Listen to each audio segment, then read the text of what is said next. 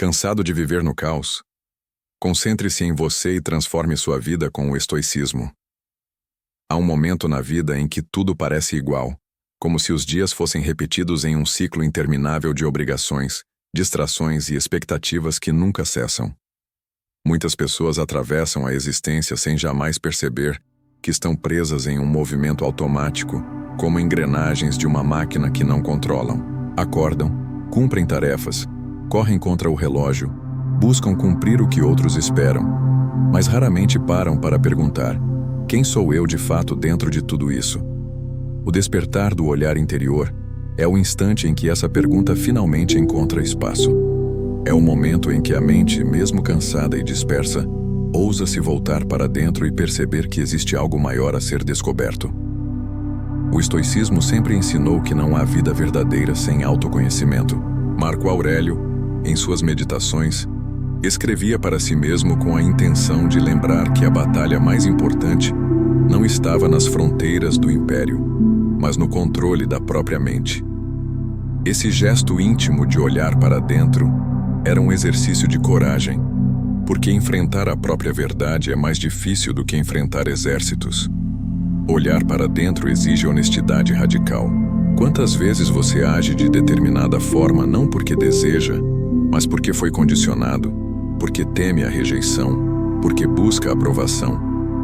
É nesse ponto que o despertar se torna necessário. Descobrir que muito do que você acredita ser escolha própria é apenas repetição de padrões herdados, vozes externas que se infiltraram na sua consciência ao longo dos anos. Zenão de Sítio, o fundador do estoicismo, acreditava que viver em conformidade com a natureza significava alinhar-se à razão que governa o universo. Mas como alinhar-se ao mundo, se você não é capaz de alinhar-se a si mesmo? Esse é o paradoxo que muitos vivem. Tentam encontrar ordem no exterior, enquanto por dentro carregam o caos de uma mente nunca examinada. O despertar do olhar interior é o rompimento com esse estado de inconsciência. É o ato de colocar a própria vida sob análise, não com dureza cega, mas com disposição de compreender de onde surgem os pensamentos, quais crenças estão por trás das reações e que tipo de histórias a mente insiste em contar dia após dia. Sêneca aconselhava a prática do exame diário. Ao final de cada jornada, ele se perguntava: onde errei? Onde acertei? Onde posso melhorar? Essa prática simples é revolucionária, porque devolve ao indivíduo a posse da própria vida. Sem reflexão, o tempo passa como areia escorrendo entre os dedos, sem que se perceba que cada escolha molda um destino. O despertar começa quando você decide parar e questionar: o que estou repetindo que já não faz sentido? Que pensamentos tenho alimentado sem perceber? Quantos dos meus medos são herdados de outros e não nascidos da minha própria experiência? Quando essa consciência se acende, ainda que por instantes, abre-se um espaço novo, um campo de liberdade onde antes havia apenas automatismo. O olhar interior é mais do que introspecção. É disciplina. É a decisão de ser testemunha dos próprios pensamentos, antes de ser refém deles. Quantas vezes você se irritou, agiu por impulso e depois se arrependeu, sem sequer entender por que reagiu daquela forma? Isso acontece quando não há vigilância sobre a mente. O despertar é justamente essa vigilância. Não permitir que os pensamentos passem despercebidos, mas examiná-los como um guardião atento. Esse exercício não elimina os erros, mas transforma cada erro em aprendizado. Não elimina as dificuldades, mas ensina a olhar para elas como oportunidades de fortalecer o caráter. Ao despertar o olhar interior, você descobre que grande parte das prisões que acreditava serem impostas de fora sempre estiveram dentro. O medo de fracassar, a necessidade de aprovação, a ânsia por reconhecimento. Todas essas correntes são invisíveis e, no entanto, pesam mais do que grilhões de ferro. Quem desperta para dentro percebe que a chave dessas correntes está em suas próprias mãos. Basta olhar com atenção e coragem. Essa percepção muda radicalmente a forma de viver. Em vez de reagir ao mundo de forma cega, você passa a agir com clareza. Em vez de ser levado por emoções passageiras, você começa a conduzir-se pelo que é essencial. Marco Aurélio insistia que a vida de um homem é aquilo que seus pensamentos fazem dela. Essa frase revela a profundidade do despertar. Ao observar a mente, você entende que é ela que colore a realidade. É ela que dá forma às dores, às alegrias, às conquistas e às perdas. Se os pensamentos permanecem desordenados, a vida seguirá confusa. Se os pensamentos forem examinados e alinhados à razão, a vida encontrará ordem, mesmo no meio do caos. Esse é o poder que nasce do olhar interior. Perceber que não são os fatos que definem sua experiência, mas a interpretação que você dá a eles. Despertar é assumir responsabilidade. É recusar-se a viver como uma marionete de circunstâncias e passar a ser autor da própria narrativa. Cada reflexão diária é um ato de escrita sobre si mesmo, uma chance de corrigir o curso, de aprimorar a mente e de fortalecer o espírito. Quem desperta para dentro compreende que a mudança não virá de promessas externas ou de acontecimentos futuros, mas da capacidade de, a cada dia, refazer-se de dentro para fora. Esse é o início da transformação que o estoicismo sempre defendeu. Tornar-se senhor de si mesmo antes de querer governar qualquer outra coisa. E quando esse olhar desperta, a vida não é mais conduzida pelo acaso. O que antes parecia destino imutável se revela como escolha. O que antes parecia prisão se mostra como ilusão. O que antes parecia caos se transforma em caminho. Esse é o poder do primeiro passo: acordar para si mesmo. Porque só quem se vê com clareza pode de fato mudar. O ruído do mundo e o silêncio da alma. Vivemos mergulhados em uma tempestade de vozes, imagens, notificações e obrigações. A todo instante, alguém ou algo exige nossa atenção, como se estivéssemos sempre em dívida com o mundo. Essa avalanche de estímulos cria uma ilusão de movimento constante, mas o que muitas vezes chamamos de estar ocupado é apenas dispersão. O ruído externo invade os espaços mais íntimos da mente, e quando finalmente temos alguns segundos de pausa, já não sabemos o que fazer com o silêncio. O resultado é claro: uma mente confusa, ansiosa e incapaz de ouvir a si mesma. O estoicismo nos convida a olhar para essa realidade com coragem. Marco Aurélio lembrava que a alma precisa de recolhimento tanto quanto o corpo precisa de alimento, e que encontrar tempo para voltar-se para dentro é um dever, não um luxo. O silêncio interior não é ausência de som, mas presença de clareza. Ele surge quando aprendemos a fechar as portas da mente ao excesso de distrações. Não se trata de fugir do mundo ou negar suas demandas, mas de estabelecer limites para não nos perdermos em estímulos incessantes. É nesse espaço de quietude que se revela a essência do que realmente importa. Sêneca dizia que aquele que não sabe se recolher nunca terá tempo suficiente, porque sempre se perderá em 1000 pequenas urgências. E essa é a marca do nosso tempo. A pressa constante que rouba a profundidade da vida. Treinar o silêncio da alma é um ato de resistência. Significa desligar-se por instantes do barulho externo para ouvir a própria consciência. É nesse silêncio que descobrimos quais pensamentos são genuínos e quais foram plantados pelo mundo. Sem esse exercício, acabamos vivendo de forma emprestada, correndo atrás de metas que não são nossas, reagindo a pressões que não correspondem ao que valorizamos de verdade. O estoicismo nos mostra que não há liberdade sem essa pausa consciente. Quem não domina o silêncio acaba sendo escravo do ruído. O mundo moderno parece conspirar contra esse recolhimento. Redes sociais, notícias ininterruptas, notificações incessantes, tudo parece programado para manter a mente dispersa. Mas é justamente nesse cenário que a prática do silêncio se torna ainda mais urgente. Encontrar momentos de quietude não é uma fuga, mas uma forma de fortalecer a mente para lidar com o mundo de maneira lúcida. Quem cultiva o silêncio interior aprende a filtrar o que merece atenção e o que deve ser ignorado. Aprende a distinguir entre o essencial e o supérfluo.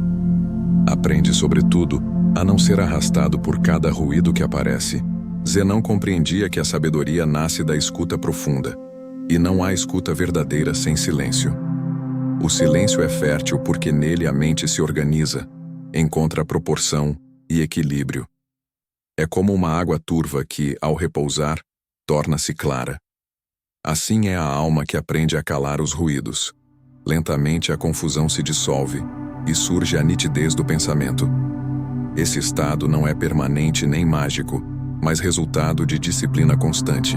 Reservar momentos para si, desligar-se das distrações, observar a respiração, examinar os próprios pensamentos. Tudo isso são práticas simples que restauram a força interior. Quando a alma encontra silêncio, o mundo deixa de ser um campo de batalha incessante. Os fatos continuam acontecendo, mas já não dominam a mente. A clareza nasce não porque o mundo se tornou mais calmo, mas porque você se tornou mais firme. E é nesse ponto que o silêncio interior revela sua força. Ele não elimina os ruídos de fora, mas impede que eles dominem você por dentro. A força de ser íntegro, consigo mesmo. Nada corrói mais o espírito do que viver em contradição com aquilo que se é. Quantas vezes você já disse sim quando queria dizer não, ou concordou apenas para evitar conflito, mesmo sabendo que isso feria sua verdade? A integridade consigo mesmo é um dos pilares mais sólidos do estoicismo, porque dela nasce a tranquilidade interior. Quando pensamento, palavra e ação caminham juntos, a alma encontra repouso. Não há necessidade de máscaras, de justificativas ou de desculpas. A pessoa íntegra vive de acordo com aquilo que acredita, mesmo que isso custe a aprovação dos outros. Marco Aurélio lembrava que viver em harmonia consigo é mais importante do que agradar a multidão. Ele próprio, como imperador, tinha a pressão de todo um império sobre si, mas registrava em suas meditações que o verdadeiro dever era não trair a consciência. Essa lição atravessa os séculos, porque continua atual. Vivemos em um tempo em que a imagem pesa mais do que a essência. As pessoas buscam parecer, não ser. Mas a integridade não se sustenta em aparências, e sim na coragem de agir conforme aquilo que se sabe ser correto. Sêneca alertava que quem vive de acordo com a expectativa dos outros se perde de si mesmo, e que a verdadeira liberdade é ser fiel ao próprio juízo. Essa fidelidade exige renúncia. Renunciar ao aplauso fácil, às vantagens que vêm da dissimulação, à tentação de ajustar-se para agradar. Ser íntegro é mais difícil, porque pede coragem. Coragem de sustentar escolhas impopulares, coragem de ser mal interpretado, coragem de perder oportunidades que não condizem com os princípios. Mas essa coragem é o que sustenta a dignidade de uma vida inteira. Quando se vive em contradição, nasce uma inquietação permanente.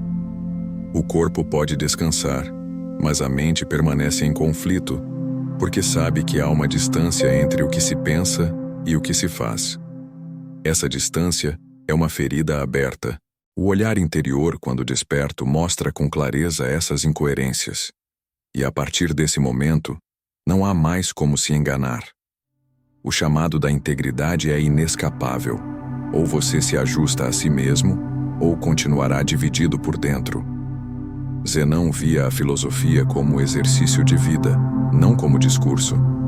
Para ele, viver de acordo com a razão era viver em coerência com o que se entendia como verdadeiro. Essa é a força da integridade. Não é apenas uma virtude ética, mas um caminho de paz interior. Quando você é íntegro, não precisa de aplausos para sentir-se bem, nem teme críticas, porque sabe que agiu conforme sua consciência. A vida ganha simplicidade, porque já não há necessidade de esconder nada. E nessa simplicidade nasce uma força inabalável. Ser íntegro consigo mesmo é um desafio constante, porque a todo momento o mundo oferece atalhos para abandonar esse caminho. Mas cada vez que você escolhe manter-se fiel a si, fortalece sua alma. Cada vez que diz não ao que fere seus princípios, você afirma sua liberdade. E cada vez que se mantém coerente, mesmo diante da dificuldade, você constrói uma vida que pode ser olhada sem arrependimentos. Essa é a força que ninguém pode tirar. A certeza de que você permaneceu verdadeiro. O custo invisível de viver para fora. A vida vivida para fora parece à primeira vista cheia de movimento e brilho. São conquistas, reconhecimentos, vitórias aparentes que parecem encher o vazio. Mas no silêncio da noite, quando as luzes se apagam e a mente repousa no escuro, muitos percebem um cansaço estranho, uma exaustão que não vem do corpo, mas da alma. Esse é o custo invisível de viver sempre em função dos outros. A busca incessante por aprovação, a necessidade constante de ser visto e reconhecido, transforma-se em prisão sutil. Por fora, parece liberdade. Por dentro, é correntes. O estoicismo sempre alertou para essa armadilha.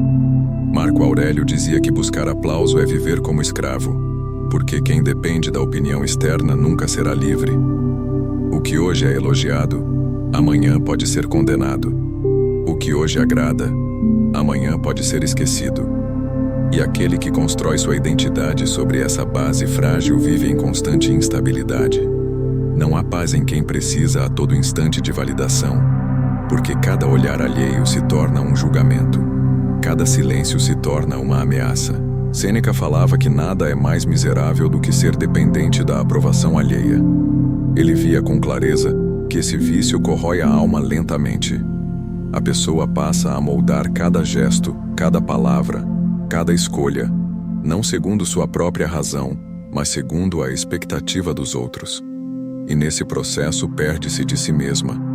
O custo é invisível porque não se paga em moedas ou em títulos, mas em serenidade. Mas quem vive para fora nunca se satisfaz, porque seu critério de valor não está em si, mas no olhar alheio.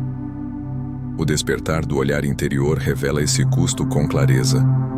Percebe-se que todo esforço feito apenas para agradar os outros é esforço perdido, porque nunca será suficiente.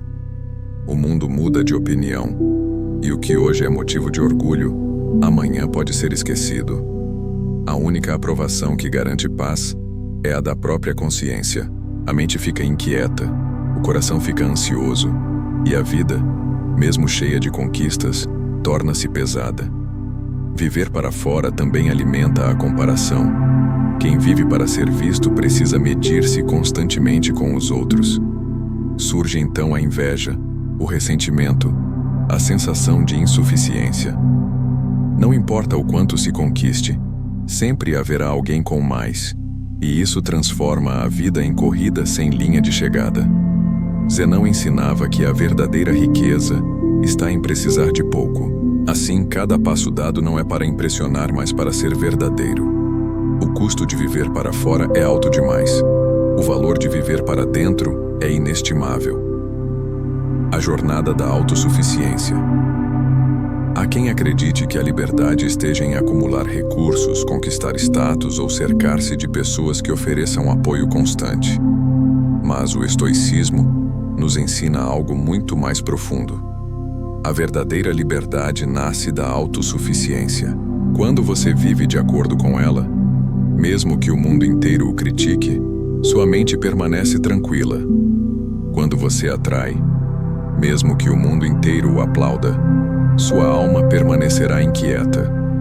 Esse é o preço oculto de viver para fora. Você perde a si mesmo no processo. E não há conquista externa capaz de compensar a perda da própria identidade. O estoicismo oferece um caminho diferente: voltar-se para dentro, ajustar-se ao que é essencial, agir conforme a razão e não conforme o aplauso. O perigo de viver em dependência é que qualquer oscilação externa se torna ameaça. Se alguém se afasta, a alma desmorona. Se a aprovação não vem, a identidade se perde. Se a situação muda, a paz desaparece. Essa fragilidade é o oposto da vida plena. A autossuficiência é um antídoto contra essa vulnerabilidade.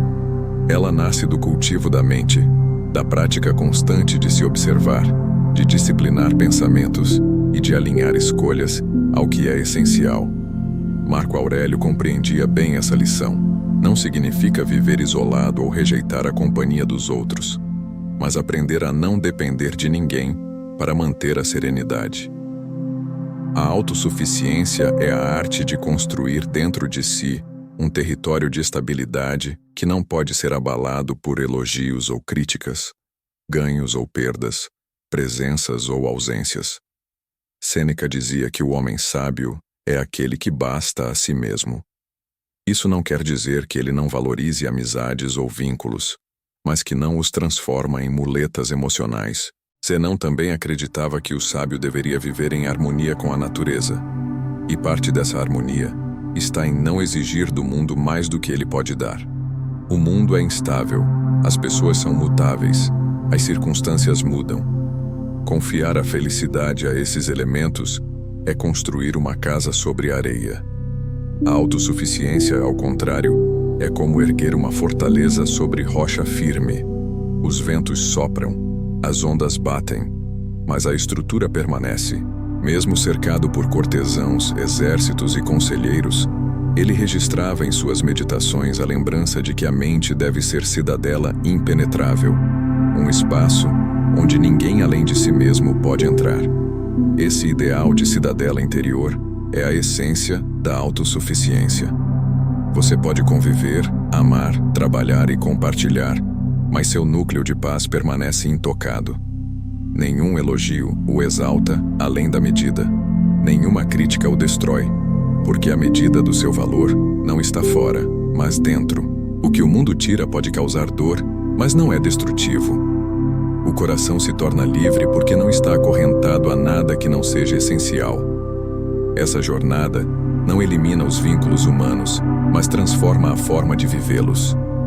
O amor deixa de ser apego e se torna escolha consciente. A amizade deixa de ser dependência e se torna partilha. O trabalho deixa de ser escravidão e se torna expressão. E essa estrutura é construída pouco a pouco com disciplina e reflexão. Alcançar a autossuficiência é um processo. Começa com pequenos atos de desapego. Aprender a não se deixar definir por elogios. Não se abalar por críticas. Não depender da posse de coisas para sentir-se pleno. Esses gestos vão fortalecendo a mente até que ela compreende que tudo o que realmente importa já está em si. O que o mundo oferece pode ser bem-vindo, mas não é indispensável. E quando isso acontece, o mundo deixa de ser ameaça. Você pode atravessar perdas, enfrentar críticas, suportar incertezas, mas continua inteiro, porque sua fonte de serenidade não está lá fora, mas dentro de você. Esse é o caminho da verdadeira liberdade, a jornada de bastar a si mesmo. Quando o excesso se torna prisão, a sociedade atual costuma associar excesso a sucesso. Mais bens, mais conquistas, mais títulos, mais experiências. Tudo ganha nova cor, porque já não é vivido como necessidade desesperada, mas como oportunidade voluntária. A autossuficiência, nesse sentido, não afasta, mas aproxima.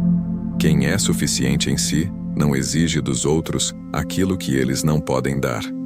E isso torna a convivência mais leve, mais sincera e mais verdadeira. Sêneca advertia que a maior escravidão é aquela que se esconde no desejo de agradar e no medo de perder. Libertar-se dessa escravidão é abraçar a autossuficiência. Quantos vivem cercados de posses, mas com o espírito sufocado pelo peso da manutenção? Quantos conquistam status, mas dormem inquietos pelo receio de cair um degrau? O excesso é prisão, porque, em vez de ampliar a vida, estreita a mente.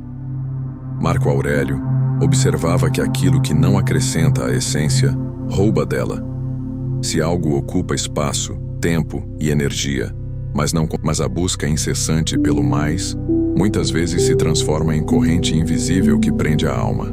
O que deveria trazer satisfação passa a gerar peso, e o que parecia liberdade se revela escravidão. O estoicismo nos alerta para esse perigo. O excesso não liberta, aprisiona.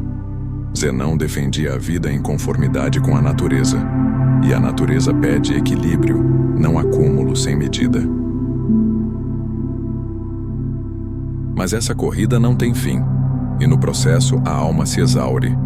O excesso prende porque gera dependência. Dependência de coisas, de títulos, de reconhecimento. Zenão, ao pregar a simplicidade, não pedia renúncia absoluta, mas proporção. Quem tem proporção, vive com leveza, porque nada lhe é indispensável além do essencial. Quem vive no excesso, nunca encontra paz, porque nunca acredita ter o suficiente. Libertar-se dessa prisão exige coragem. Quando acumulamos além do necessário, criamos novos medos. O medo de perder, o medo de não ser suficiente, o medo de que o próximo não reconheça o nosso valor. Sêneca criticava duramente a obsessão pela riqueza, não porque a riqueza em si fosse má, mas porque transforma as pessoas em servos de seus próprios bens. Quanto mais se acumula, mais se teme perder, mais se exibe de quem sabe que não precisa de muito para viver plenamente. A escolha de dominar o impulso. O impulso é rápido, imediato, instintivo. Surge sem aviso e muitas vezes decide por nós, antes mesmo que a razão desperte. Essa clareza é difícil de alcançar porque vivemos em um tempo que valoriza o acúmulo como prova de valor pessoal. Mas o olhar interior, quando desperto, revela que muito do que chamamos de conquista é apenas distração luxuosa. A verdadeira liberdade não está em ter mais, mas em precisar de menos. Viver em excesso é viver em constante inquietação. Sempre há algo a proteger, sempre há algo a conquistar, sempre há uma nova meta a perseguir. Sêneca descrevia a ira como loucura passageira, uma tempestade que toma a mente e a desgoverna. E como toda tempestade, ela passa, mas enquanto dura, pode destruir tudo ao redor. Dominar o impulso é como aprender a esperar a tempestade passar antes de decidir o próximo passo. É dar espaço à razão para assumir o comando. Essa escolha não é fácil, porque o impulso é sedutor. Ele dá a sensação de poder imediato, de resposta rápida, de catarse. Simplicidade, não como falta, mas como sabedoria. O excesso não será vencido de uma vez, mas pouco a pouco, com escolhas conscientes. Cada vez que você escolhe simplificar, está quebrando uma corrente. Cada vez que recusa um peso desnecessário, está recuperando leveza. A raiva pode surgir, mas não comanda. O desejo pode aparecer, mas não escraviza. O medo pode se apresentar, mas não paralisa. Dominar o impulso é treinar a mente a não se deixar arrastar. É olhar para a emoção e reconhecê-la sem se fundir. Aurélio registrava que não devemos ser escravos de nossas paixões, mas mestres delas. Isso não significa eliminar emoções, mas aprender a reconhecê-las e, diante delas, escolher como agir. O domínio do impulso não elimina a humanidade, mas a engrandece. Você continua sentindo, mas escolhe agir com clareza. Continua enfrentando emoções, mas não se torna refém delas. Essa escolha é um dos maiores poderes que o ser humano possui. E quem aprende a exercê-la descobre que, mais do que conquistar o mundo, o verdadeiro triunfo é conquistar a si mesmo. O valor de ser inabalável. O mundo se move em ondas imprevisíveis, mas o preço é alto. Arrependimento, perda de controle, consequências que não podem ser desfeitas. Zenão via a filosofia como exercício constante de disciplina, e controlar o impulso é um dos treinos mais árduos. A cada situação de tensão, surge a oportunidade de decidir, reagir de imediato ou respirar e escolher. Essa pequena pausa é o campo da liberdade. É nesse espaço que se revela o poder do autodomínio. A vida não se torna fria ou sem emoção, mas ganha profundidade, e essa escolha está sempre em suas mãos, mesmo que por um instante pareça inacessível. A prática começa em pequenos gestos, uma palavra que poderia ferir, mas é contida, uma decisão precipitada, que é adiada até que a razão possa avaliá-la, um impulso de desistir que é transformado em perseverança. Cada vez que você domina o impulso, fortalece sua liberdade. Cada vez que cede a ele, enfraquece seu autodomínio. Não há neutralidade nesse campo. Ou você governa, ou é governado. Uma notícia pode mudar o rumo de um dia inteiro. Uma crítica pode abalar semanas de esforço. Uma perda pode derrubar anos de construção.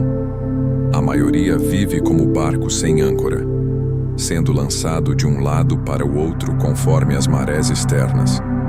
Mas o estoicismo nos convida a cultivar uma virtude rara e poderosa, a inabalabilidade. Ser inabalável não significa ser frio ou indiferente, mas firme como uma rocha no meio da tempestade. A água pode bater, os ventos podem soprar, mas a rocha permanece.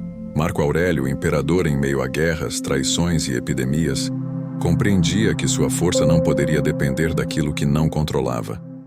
Ele anotava que não é o que acontece que deve ditar a qualidade da alma, mas a postura com que a mente recebe os acontecimentos. Essa clareza é a essência da inabalabilidade. Saber que a serenidade não vem de circunstâncias, mas da decisão de permanecer fiel a si mesmo. O que acontece fora pode ser duro, mas não pode atingir o núcleo de quem escolhe estar firme. Sêneca alertava que o homem que se perturba com cada golpe da vida nunca encontrará paz. Para ele, a vida sempre trará perdas, doenças, contratempos e injustiças. Não se trata de evitá-los, mas de aprender a enfrentá-los sem se deixar desmoronar. A mente treinada na disciplina do estoicismo não busca um mundo sem dor, mas constrói dentro de si a capacidade de suportá-la sem se despedaçar. Esse suporte nasce do hábito de recordar o que depende e o que não depende de nós. Críticas, ofensas, elogios ou desastres estão fora do nosso controle, mas a reação, o julgamento e a postura interior estão sempre em nossas mãos. Zenão pregava a importância da razão como guia da vida, e a razão, quando cultivada, dá ao ser humano a capacidade de observar a tempestade sem ser arrastado por ela. Esse é o valor de ser inabalável. Você continua sensível, continua humano, mas não se quebra diante das dificuldades. Aprende a sofrer sem desespero, a perder sem se destruir, a ser criticado sem perder a direção. Isso é grandeza de espírito. A inabalabilidade não surge de repente, mas é fruto de treino constante. Cada situação difícil é uma oportunidade de fortalecer essa rocha interior. Quando alguém o insulta e você escolhe não reagir com raiva, você fortalece sua firmeza. Quando a vida retira algo precioso e você ainda assim encontra gratidão pelo que resta, você reforça seu núcleo. Quando o caos externo ameaça derrubar sua paz e você decide manter-se centrado, você prova a si mesmo que não é escravo dos acontecimentos. O valor de ser inabalável é incalculável. Ele oferece uma liberdade que nada pode comprar, porque nada pode destruí-la. Quem alcança essa virtude não vive sem dor, mas vive sem se deixar arruinar por ela. Não vive sem perdas, mas sabe que nada externo define quem ele é. Não vive sem críticas, mas não se curva diante delas. Ser inabalável é uma escolha que precisa ser renovada todos os dias, até que se torne parte natural do caráter. E quando isso acontece, a vida, mesmo com suas tempestades, nunca mais tem o poder de arrancar sua paz. A energia que vaza sem percebermos. Muitos vivem cansados sem saber por quê. Dormem horas suficientes, mas acordam exaustos. Trabalham menos do que em outros tempos, mas sentem-se mais sobrecarregados. A explicação está nas vazões invisíveis de energia que drenam a vitalidade diariamente. Não é o esforço físico que esgota, mas os pensamentos repetitivos, as preocupações irreais, as comparações silenciosas e os medos antecipatórios. A mente, quando mal administrada, é como um vaso furado. Por mais que se encha, sempre vaza. O estoicismo ensina que a vigilância sobre a mente é tão importante quanto o cuidado com o corpo. Marco Aurélio lembrava que não é o peso do mundo que o oprime, mas a forma como você carrega esse peso. A vida não precisa ser leve para que a alma seja serena. É a interpretação que dá leveza ou peso a cada acontecimento. Quando você se prende a preocupações futuras que ainda não existem, gasta energia com fantasmas.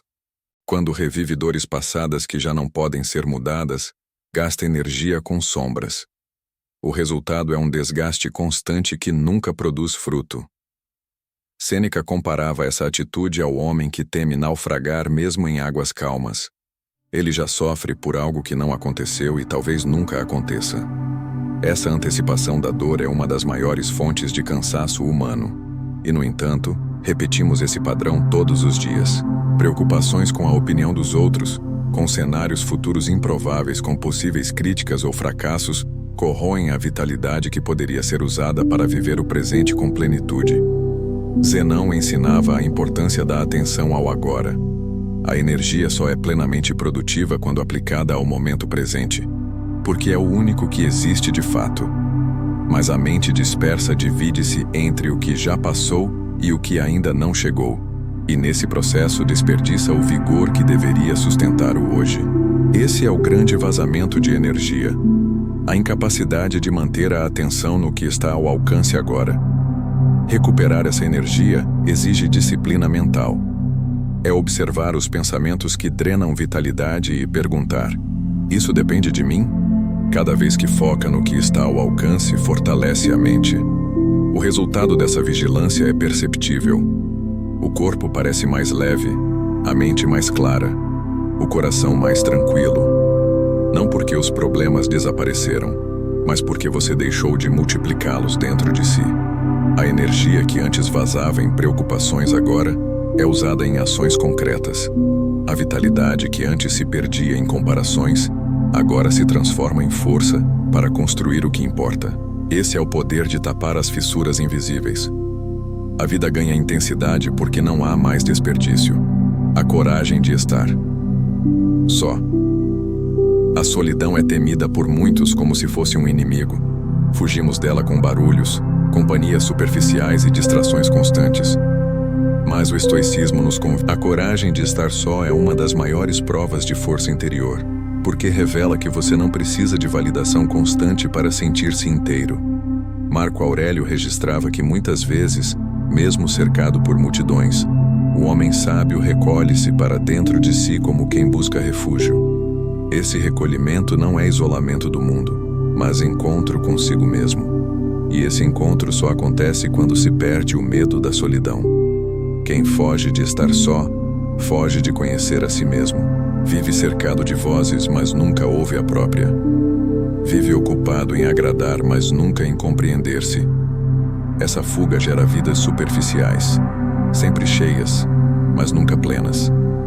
Sêneca dizia que o homem que nunca se retira para si está condenado a ser sempre estranho a si mesmo. Ele via a solidão como exercício de autossuficiência e coragem, porque é fácil sentir-se seguro com a multidão ao redor. Difícil é encarar a si mesmo sem máscaras, sem distrações, sem plateia, mas é nesse confronto que nasce o autodomínio. Quem aprende a estar só descobre que não depende de aplausos para sentir valor, não precisa de companhia constante para sentir-se vivo, não necessita de aprovação para seguir firme. Zenão compreendia que a filosofia é diálogo da alma consigo mesma, e esse diálogo só acontece no silêncio da solidão. Não se trata de viver afastado do mundo, mas de cultivar momentos em que a presença dos outros não substitua a presença consigo mesmo. Esse equilíbrio é fundamental. Quem nunca se recolhe perde a si. Quem se recolhe sempre perde o mundo. A coragem está em encontrar o ponto certo, onde a solidão não é fuga, mas encontro. Estar só exige enfrentamento. Muitas vezes, a solidão revela medos escondidos, fragilidades, angústias. É natural que isso aconteça, porque quando os ruídos cessam, o que estava encoberto vem à tona. Mas essa revelação não é inimiga, é oportunidade de cura. Ao encarar esses medos de frente, você os compreende e pouco a pouco os supera. Essa é a coragem da solidão. Aceitar o desconforto inicial em troca da liberdade que vem depois. Quando você aprende a estar só, nunca mais depende desesperadamente de ninguém. Pode amar, compartilhar, conviver, mas sem se perder, porque sabe que, mesmo se o mundo se afastar, ainda permanece inteiro. Essa coragem não é frieza, mas maturidade. É a segurança de que a própria companhia é suficiente, de que a própria consciência é refúgio. E quem alcança essa coragem nunca mais teme a solidão, porque descobriu que ela é mestra, não inimiga. O simples como caminho de poder. O mundo moderno confunde poder com acúmulo. Quanto mais você tem, mais respeitado será. Quanto mais exibe, mais será admirado. No entanto, essa lógica cria uma corrida interminável, em que cada conquista gera apenas o desejo da próxima, sem jamais satisfazer por completo. O estoicismo traz uma visão oposta e profundamente libertadora. O verdadeiro poder está na simplicidade. Ser simples não significa viver na carência, mas viver na medida certa, sem desperdiçar energia no supérfluo. Sêneca afirmava que a pobreza não está em ter pouco, mas em desejar muito. Essa reflexão nos mostra que a vida simples não é ausência, mas escolha consciente de não ser escravo de coisas que não acrescentam à alma. Quando você aprende a simplificar, descobre que a paz não depende de múltiplas posses, mas da clareza sobre o que é realmente necessário. E essa clareza se traduz em poder, porque cada vez que você recusa um peso inútil, ganha liberdade para dedicar sua energia ao que importa de verdade. Marco Aurélio registrava que muitas vezes nos perdemos buscando coisas que não acrescentam nada à essência. O excesso de compromissos, de bens, de desejos acumulados, torna-se um fardo invisível. A simplicidade, ao contrário, abre espaço para respirar. Ela devolve tempo, energia e foco. Um ambiente simples favorece a mente clara. Uma rotina simples devolve equilíbrio ao corpo. Uma vida simples cria espaço para cultivar a virtude. Zenão fundou a escola estoica no pórtico pintado de Atenas, um lugar público aberto a todos, sem ostentação. Esse gesto já mostrava que o estoicismo não precisava de luxo para ser grandioso. A sabedoria, afinal, não se mede pelo que se acumula, mas pelo é ir contra a corrente de uma sociedade que valoriza sempre o excesso. É escolher menos quando todos correm atrás de mais. É recusar distrações que roubam tempo, compromissos que roubam energia, desejos que roubam serenidade. Essa escolha não é perda, é poder. Porque quem vive de modo simples torna-se inatingível às pressões externas. Não precisa provar nada, não precisa exibir nada, não precisa sustentar uma imagem artificial.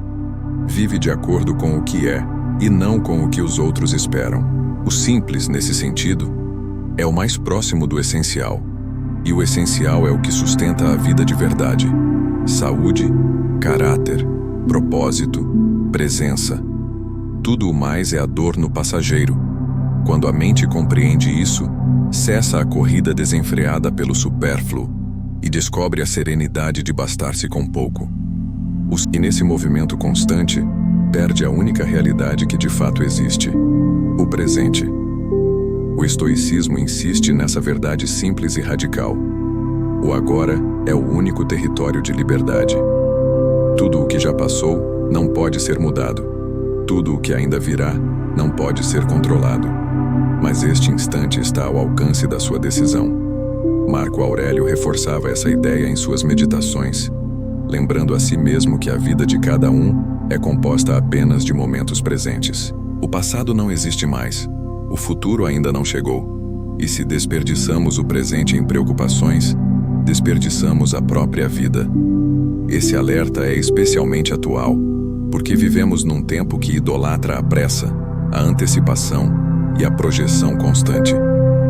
Mas essa obsessão pelo que está adiante rouba a paz do agora. Sêneca, ao refletir sobre o tempo, dizia que não é que tenhamos pouco, mas que o desperdiçamos. Ele sabia que a mente inquieta corre atrás de um futuro ilusório, enquanto o presente escorre pelos dedos sem ser vivido. Essa é a tragédia de muitos. Vivem em busca de uma vida que nunca chega, porque nunca aprendem a estar inteiramente onde estão. Zenão via a disciplina da mente como chave para a liberdade. Estar presente não é apenas uma prática espiritual, mas um exercício de razão. Porque só no agora É possível agir. Só neste momento você pode escolher como reagir, como pensar, como decidir. O resto é ilusão. Esse foco no presente não elimina o planejamento nem o aprendizado do passado, mas coloca cada coisa no seu devido lugar. O passado serve de lição, o futuro serve de guia, mas o presente é onde a vida acontece. Estar presente é também aprender a desacelerar a mente, é sentir o que se vive, em vez de apenas passar pelos dias. É saborear a refeição em vez de engolir apressado. É ouvir verdadeiramente em vez de apenas esperar sua vez de falar. É trabalhar com foco em vez de dividir-se em 1000 distrações. O presente exige atenção, e a atenção é a forma mais pura de viver. Quando você conquista esse estado, descobre que a liberdade não está em controlar tudo, mas em agir plenamente onde está. Essa é a liberdade que ninguém pode tirar, porque pertence ao instante. E quem aprende a habitar o presente, encontra serenidade, mesmo em meio ao caos, porque entende que a vida não é amanhã nem ontem, é agora. E esse agora é suficiente. O tempo que você não vê escorrer. Nada é tão democrático quanto o tempo. Todos recebem a mesma. Esse desperdício é silencioso, e por isso é tão perigoso. Quando damos por nós, anos se passaram sem que tenhamos vivido de fato. O tempo escorre porque nos ocupamos demais com o que não importa. A cada dia, cedemos pedaços de vida a tarefas sem sentido, a preocupações inúteis, a buscas superficiais. Quando acumulados, esses fragmentos de desperdício se transformam em uma existência inteira desperdiçada. Marco Aurélio sabia disso e escrevia que devemos agir como se cada dia fosse o último, não por desespero, mas para dar a cada instante o peso que merece. Quem vive consciente da brevidade não se distrai com futilidades. Zenão ensinava que viver de acordo com a razão é também viver de acordo com a consciência do tempo, porque o tempo é o recurso mais precioso e mais irreversível. Você pode perder riquezas e recuperá-las, perder amigos e reencontrar novos, perder títulos e conquistar outros, mas nunca poderá recuperar um segundo que se foi. Essa irreversibilidade deveria nos despertar para a urgência de usá-lo bem. A maioria, no entanto, vive como se fosse imortal. Postergam sonhos, adiam mudanças, deixam o essencial para depois. Dizem que viverão mais tarde, quando houver tempo. Mas o tempo nunca sobra. Ele precisa ser escolhido. Quem não faz essa escolha consciente acaba entregando sua vida às circunstâncias. Esse é o perigo do tempo que escorre sem ser visto. Ele leva embora o que não volta. A sabedoria estoica propõe uma prática diferente. Olhar para cada dia como uma vida inteira. Quando você acorda, recebe a dádiva de um novo início. Quando o dia termina, encerra-se uma pequena existência. Essa consciência muda a forma de viver. Torna cada momento precioso demais para ser desperdiçado em ressentimentos, ansiedades e comparações. Faz você escolher melhor onde colocar sua energia e com quem dividir sua atenção. O tempo não avisa quando está acabando. Por isso, viver como se houvesse sempre mais é ilusão. A clareza de que ele é limitado não deve gerar medo, mas foco. Foco no que importa. Foco no que acrescenta. Foco no que permanece. Quem desperta para essa realidade, aprende a tratar cada instante como oportunidade de viver plenamente. E assim, em vez de deixar o tempo escorrer, transforma-o em caminho de sentido. A transformação pelo autoconhecimento. A maioria das pessoas espera que a transformação venha de fora. Um novo emprego, uma mudança de cidade, um relacionamento diferente, um acontecimento inesperado que vire a página da vida. Mas o estoicismo nos lembra de uma verdade profunda. A mudança real não acontece por acaso nem depende das circunstâncias. Ela nasce do autoconhecimento. Transformar-se é olhar para dentro com coragem e disciplina. É identificar padrões que aprisionam e substituí-los por escolhas que libertam. Marco Aurélio escrevia suas meditações não para serem publicadas, mas para si mesmo, como um exercício diário de reflexão. Ele sabia que sem esse confronto constante com seus próprios pensamentos, poderia perder-se no poder e nas pressões do império. Essa prática é um lembrete para todos nós. Ninguém está imune à confusão interior, mas quem se observa todos os dias, constrói clareza. O autoconhecimento é a lâmpada que ilumina os corredores escuros da mente, revelando medos escondidos, desejos não examinados e crenças herdadas. Sêneca via o autoconhecimento como uma prática de honestidade radical. Ele comparava a vida a um balanço contábil, onde é preciso registrar ganhos e perdas, erros e acertos. Esse balanço não é feito para gerar culpa, mas para criar consciência. Quando sabemos onde tropeçamos, podemos mudar o passo. Quando entendemos o que nos move, podemos direcionar a energia de forma mais sábia. O autoconhecimento transforma porque substitui a vida automática por uma vida escolhida. Zenão ensinava que a filosofia era exercício prático, não teoria distante, e o autoconhecimento é a aplicação direta desse princípio. Sem ele, vivemos como estrangeiros de nós mesmos, sempre reagindo ao mundo sem compreender de onde vêm nossas respostas. Com ele, passamos a ser arquitetos de nossa vida interior. Essa construção não é instantânea, mas diária. A cada dia em que você se observa, torna-se mais consciente de quem é, do que valoriza e do que deseja abandonar. A transformação não está em esperar que o mundo mude, mas em mudar a forma como você se relaciona com ele. O autoconhecimento mostra que a raiz de muitos sofrimentos não está nos fatos, mas nas interpretações. Mostra que a maioria dos medos é projeção da mente. Mostra que os desejos excessivos são correntes que você mesmo coloca. Quando essa clareza surge, você ganha a chance de escolher outro caminho. Transformar-se não é criar uma versão artificial de si, mas revelar sua essência. É descascar camadas de ilusões, até encontrar o núcleo firme do que você realmente é. Esse processo exige disciplina, paciência e coragem, mas os frutos são incomparáveis.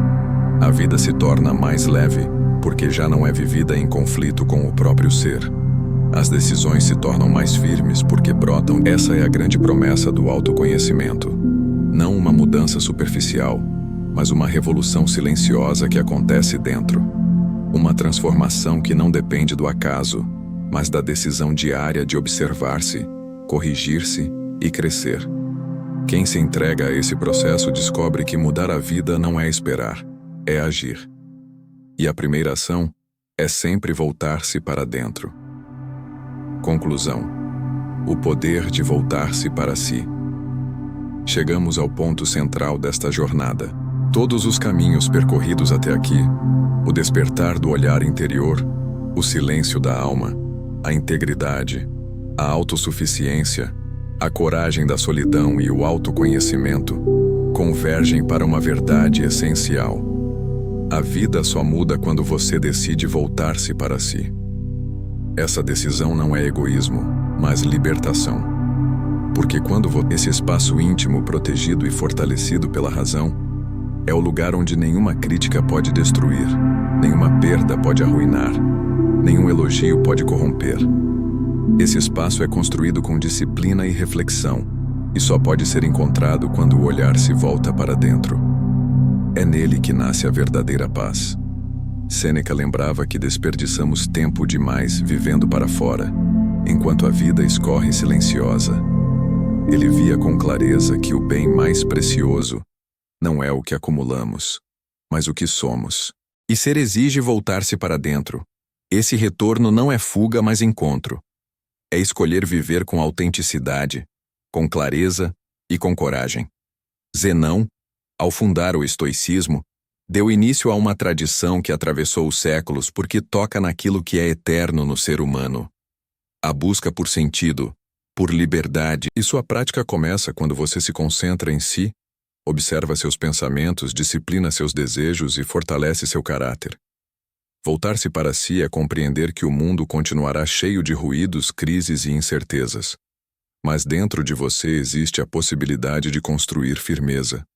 Essa firmeza não elimina as dores da vida, mas dá a elas um lugar. Não apaga as perdas, mas ensina a enfrentá-las. Não impede críticas, mas mostra que elas não definem quem você é. Esse é o poder de voltar-se para si, tornar-se livre em um mundo instável. A transformação não virá de fora. Não virá de um acontecimento extraordinário, de uma conquista material ou de um reconhecimento público. A transformação começa agora, quando você decide olhar para dentro e assumir o comando da própria vida. Esse é o não porque o mundo exija, mas porque sua alma pede. Não porque seja fácil, mas porque é necessário. Não porque seja um caminho rápido, mas porque é o único que conduz à verdadeira liberdade. Voltar-se para si é a maior coragem, a maior disciplina e o maior presente que você pode dar à sua vida. E é nesse gesto silencioso e firme que começa toda a mudança verdadeira.